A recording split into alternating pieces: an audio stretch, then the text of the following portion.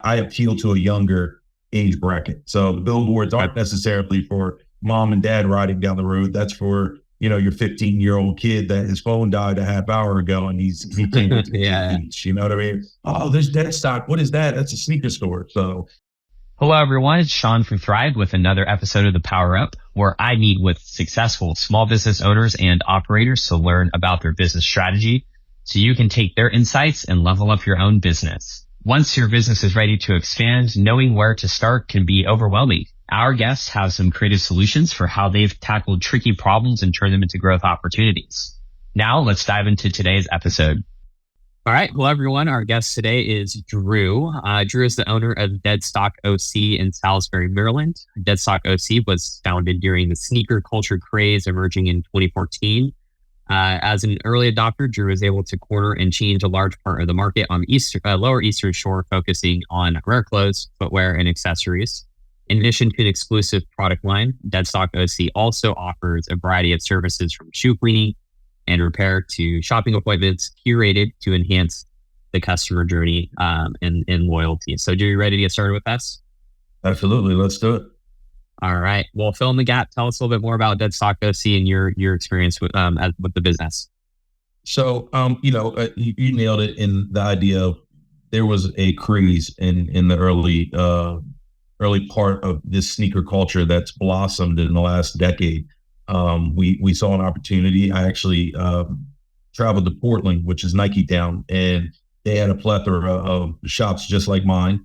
I was inspired. I saw a vision, and I wanted to bring it back home and add some culture to our area. That on the Eastern Shore, it's a lot of cornfields. It's a lot of stretches from Baltimore to Ocean City, but where I'm from, there's not a whole lot of culture. So, we want to bring some of that down to the lower Eastern Shore and add to the flavor that, I think that has enhanced the area. Sure. And how big is your team? So it fluctuates. So we do summer. We're a seasonal town in Ocean City. So our busiest dates are from basically Memorial Day to Labor Day. And we get up to about 6 staff at that time period. In the wintertime, we run a little lean. Obviously, people go back to their homes and it becomes slow in Ocean City. So we run with about 3 or 4 people in the wintertime. Okay. Got it. So you're heading into selling season right now? Yeah, we're gearing up. We just had Memorial Weekend. That was fantastic. It's always nice to have that fresh first pop of cash flow in the summertime. So yeah, we're gearing up right now. That's great. Do you how do you handle staffing? Do you do like seasonal employees? Do they know they're seasonal going into it? Like, what's your process for that? So we kind of keep a VIP list of people that we've worked with, people that are eager, have expressed interest in the store, and really it is kind of like a your chosen type situation. It comes summertime, but we have about 5 or 6 people that are waiting to see if they'll be hired for the summer. So it's pretty easy, but our type of employee needs to be knowledgeable about sneakers, has to understand the sneaker market, the pricing, and has to understand sales in a way similar to that of what a person would be selling cars or something like that. You have to be very knowledgeable of your craft to be able to execute the sale. Sure, that's great. So I want to go back to what I mentioned in the bio about curated appointments and everything. So talk us through that experience. What's that like for a customer? So we use our website for all our booking. Like I said, we buy and we consign. So sometimes there's certain sizes we don't necessarily we're full stocked with our own inventory, and we might steer people towards the consignment route just so that they can put some extra ends in their pocket. And I've seen people pay for weddings, buy cars through consignment with Deadstock over a decade. And I feel like it creates a streamlined process. We just send them to the website. They've got an option whether they want to do a cleaning or they want to drop off consignments for a review, or they if they want to trade shoes. We would have to evaluate them. We don't do that sometimes we do it on the spot. We have 2 days a week that we open it where people can bring their stuff in store, and we'll take a look at it right on the spot. But outside of that, we run appointments through the weekend because that's obviously our busier time. So we try to focus on sales and the customer service aspect over buying and trading. So that's great. And what do you run your website on? We run it through Shopify. So we've been with Shopify since day one. They were emerging and they kind of adapted over time. And so Shopify is what we use. Okay. And then what do you use for your appointment booking tool? It was an app or a widget that was offered through Shopify's store, and we were able to, it's a pretty straightforward process. We only have 3 tabs that we utilize, buying and cleaning, consignment, and then trade. And so, if it was any more complicated, we probably need something more, but we're good with what we got. Okay, got it. And are you the one managing that platform, or do you have like one of your staff that's keeping an eye on it and running customer support for your online store? How do you do it? Yeah, so we all of our employees are logged into the Shopify customer service app on their phone. So one of us are typically the ones that whoever sees it first, and whoever jumps on it will kind of allow that person to communicate to the customer, and we monitor that constantly as far as order concerns or any type of, like I said, questions with buying or any appointment-based questions. We're pretty quick to respond with that. Obviously, we do a lot of correspondence through social media too. But yeah, we have a pretty good in-store handle now. My general manager is solely in charge of the inventory aspect of it. He and I work together in tandem to make sure inventory is done and stuff like that. But he handles inputting, and that's part of his day-to-day process.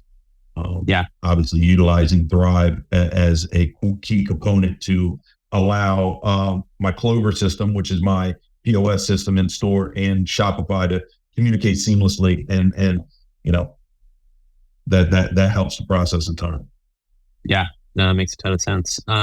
So you guys obviously have a physical location. So how does business look online versus in store?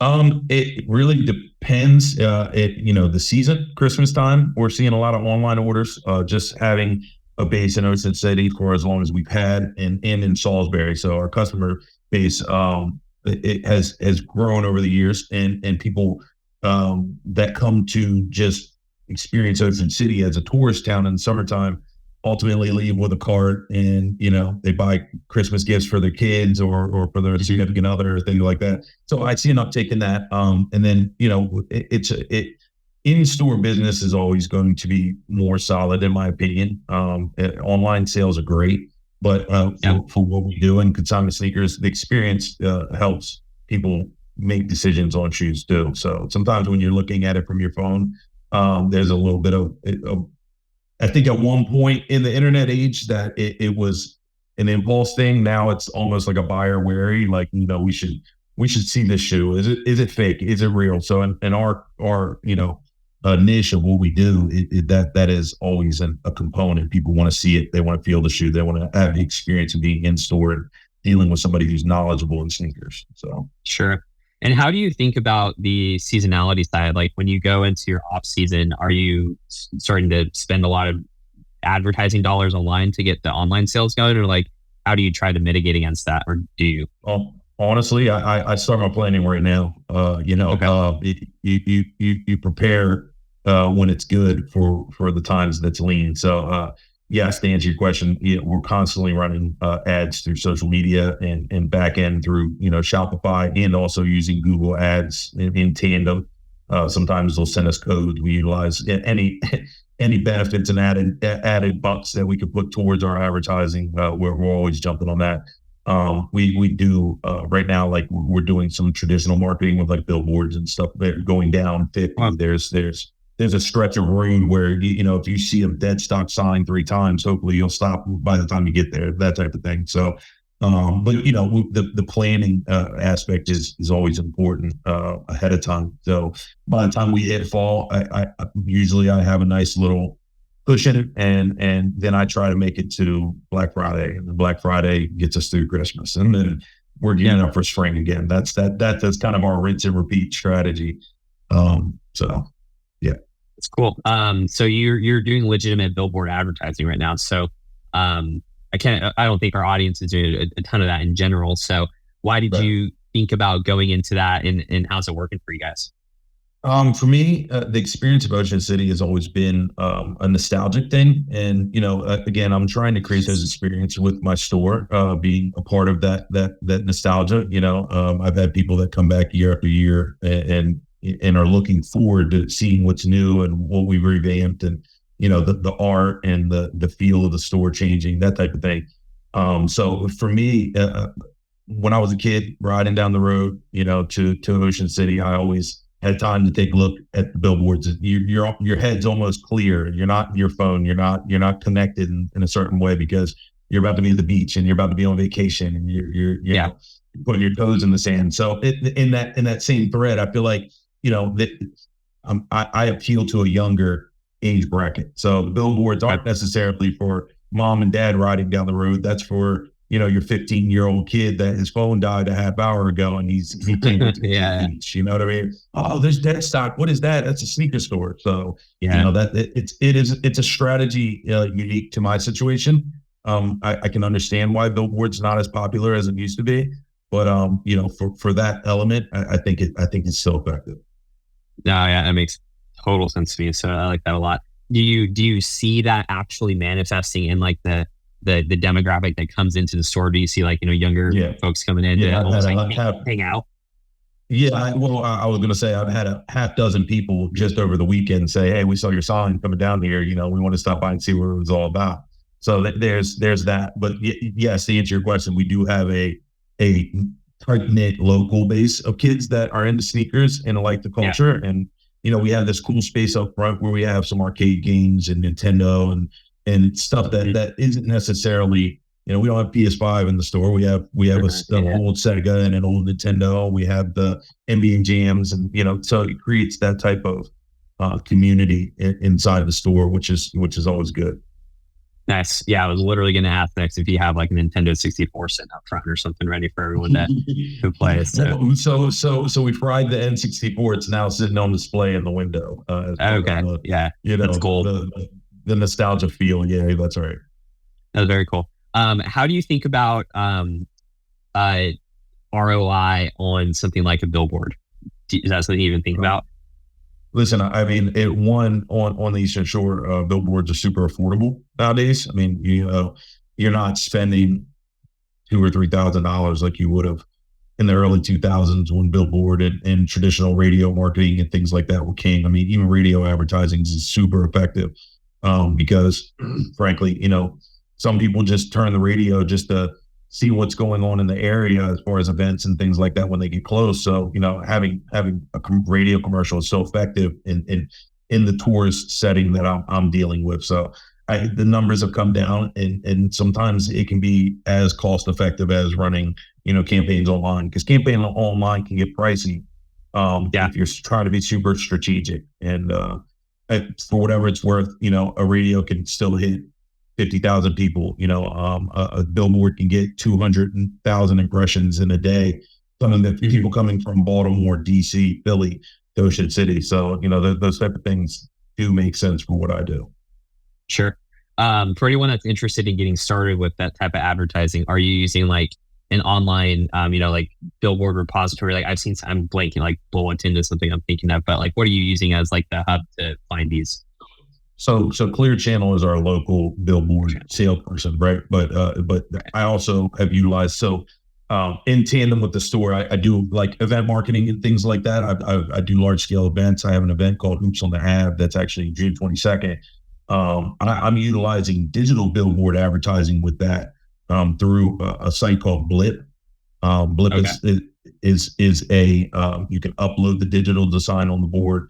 It pops up. These people have private signs, and it's almost like similar to what Airbnb would do for billboards. It creates a synergy where independent owners of billboards and digital billboards that have popped up in the last 10 years or so, they can sell their product straight to the person, or sell the advertising straight to the person, which has been extremely cost effective.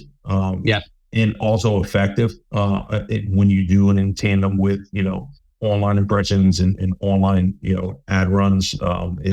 it does really kind of help in tandem push the overall exposure up. So Sure. No, that's great. Yeah. So blipbillboards.com, for anyone listening that wants to find it. So there you go. yeah, definitely familiar with that. Okay, cool. That's great. And in social, how's any particular great traction in social that you're interested in sharing?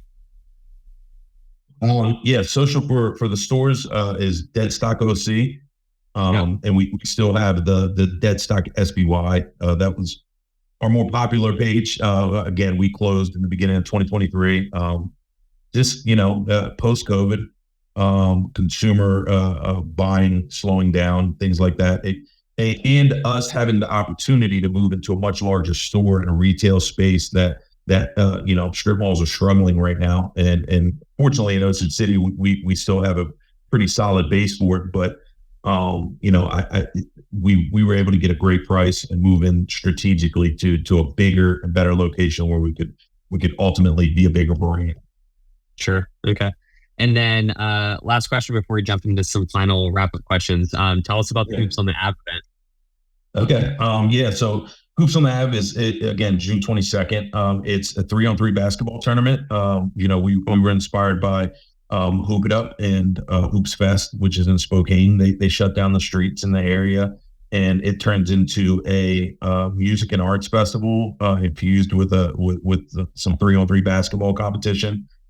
We've got 4 divisions of an elite men's that has a huge pot. That's 2,500 this year, I believe. And then, a men's league, a kids high school team, and a women's league. So, it'll be all day action. And we'll have music, stuff for the kids. It's just, it's a really good, feel good thing for the community. That's great. And you are hosting it at Deadstock. That's you? Yeah, so Deadstock would obviously be a key sponsor of the event, and I am the event coordinator of Hoops on the Ave. Okay. So yeah, I mean it's all connected and it's all inspired by the same thing, just the love of the culture. That's great. That sounds like a blast. All right, so I got 5 basically rapid fire wrap up questions here for you. So let's go through them. Number 1, what would you say is your fastest growing sales or marketing channel? We are using Google heavy right now, so we finally relied on that.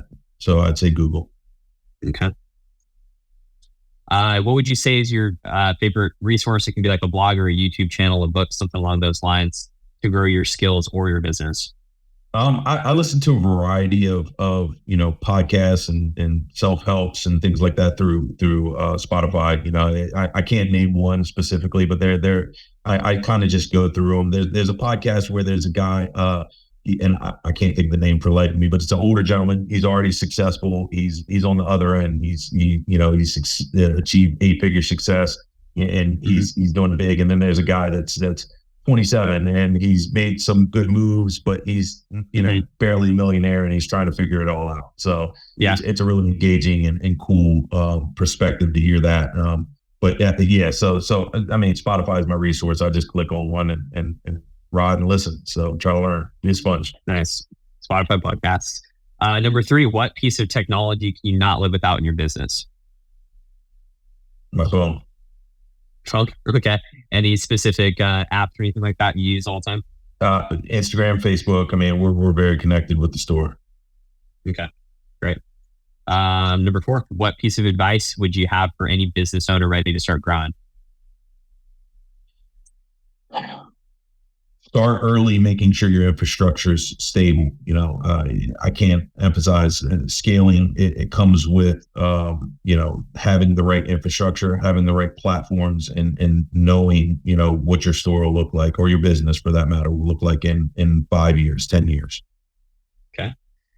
And lastly, number 5, where can our listeners find you? So location, website, Instagram, all that kind of stuff. Go ahead and plug yourself. Yeah. So Deadstock OC, we're in the Ocean City outlets, West Ocean City, Maryland. A lot of people in the region would know Ocean City as a tourist town, as a destination town. www.deadstockoc.com.